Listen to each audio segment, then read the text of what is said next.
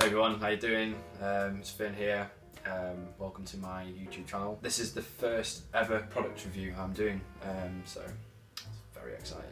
Yeah, I just wanted to say thanks to Tim Broughton from Provenance Drums for giving me the opportunity to review this lovely snare. I've had it for about 8 or 9 days now. To be honest, I don't really want to get rid of it. It's beautiful. So anyway, what I'm going to do in this video is basically just talk a little bit about Provenance Drums as the company and what they do, what they're all about, and a little bit about the history of this snare drum, because this one's pretty crazy. And I'll play it, I'll record it, and then I'll show you how it sounds. So Provenance Drums are an independent company. It comprises of Tim Broughton. He's the main guy. He's the guy that makes these drums. They've only made 16 drums so far. This is one of them. And they're really sought after. I mean, people like Aluminium use them, Ash Stone, Gavin Harrison. They've all been interested in these drums, and you know, you can tell why. It's because they sound and look absolutely incredible. So the main thing that Provenance do is they take old materials such as like F4 Phantom Fighter jets, bits of Brighton Pier, old whiskey barrels, old ships, Bentleys, all sorts, and they turn these materials into drums. So each drum has its own story, its own sound, and its own uniqueness to it, which is the best thing about these drums, is that they're all completely one of a kind. They're so unique to Provenance, which is why I love them so much. So you can check all of their range out on the website. It's provenancedrums.com. This one's on there, and it is for sale. If you ever want to get in touch with Tim, send him an email or give him a call. I'm sure he'll be more than happy to speak to you about these drums. You might even let you try one out. So this snare drum, this one is a 14 by 6.5. It's cast from aluminium, has the tube lugs. It's a lovely little throw off, and pure sound snares. I should know that really. So this one in particular is pretty mental, because it's actually melted down from the engine block of a Rolls Royce Merlin engine. This is the kind of engine that was put in Spitfire, Lancaster bomber. But this actual snare drum came from the engine of a Mosquito bomber. It's pretty crazy to think that during World War II, this aluminium shell was flying over the British Channel, delivering bombs to the enemy. You know, that's mental. It's absolutely crazy. And now it's sat in my rehearsal space in West London. The Merlin engine, it was known for its mean sound.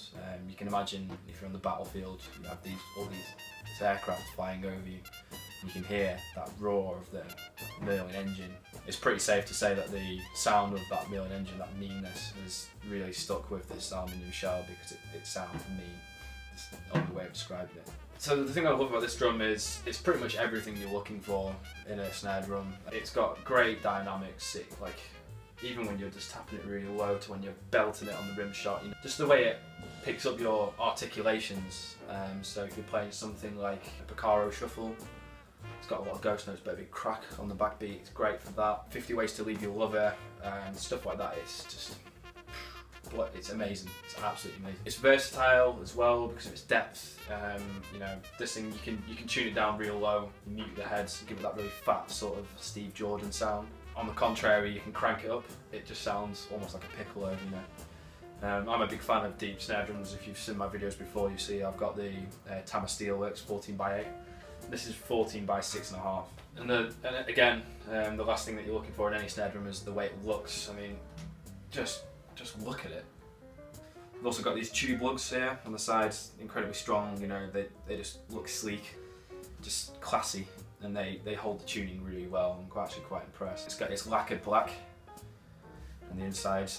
I don't know if you can see that, but you can see all the imperfections from where it's actually been cast.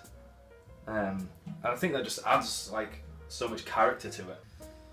It's also got this lovely throw off here. I can't remember exactly what it's called, but it's just a really solid feeling when, you know, like, it just does the trick. Everything about this drum is so solid, you know, you can almost sense the fact that it was made from an engine, because it's really sort of is built like that, you know. It's just stunning. I really want to buy it. So what I think I'm going to do is going to get this on the kit, get it mic'd up, and then we're going to play some grooves. I'm not going to changed around the tuning. I just find it gets quite boring after a while. Sorry, every snare drum review that I've seen, they spend ages playing with a low tuning and with a medium tuning, high tuning. They set about a medium sort of high tuning at the moment. I think that's where it sits best. Hopefully you'll enjoy the way it sounds. Okay, so here I have the snare. What I'm going to do is I'm going to play the drum in a variety of different styles and a variety of different articulations to show you sort of the dynamic range of the snare and the different sounds you can get out of it. The way I'm recording this, I'm just using a PG56, two AK GC1000s, a PG52 on the kick drum. Nothing fancy, but when I mix this down I won't add any EQ or compression or anything, so it'll be a completely raw signal so you can get the sort of most realistic sound possible. Okay, so let's start playing.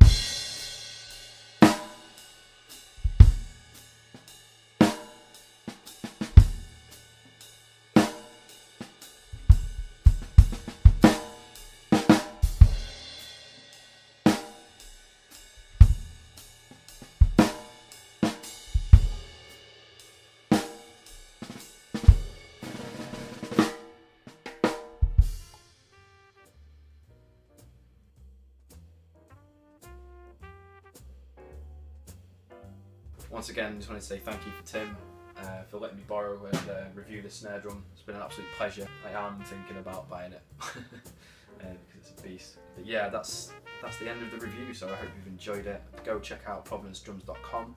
If you have any further questions, please email me, or I'll put Tim's email address in the comments box below. And that's it for now. Yeah, great. So thank you for tuning in, and I hope you enjoyed it. Nice one.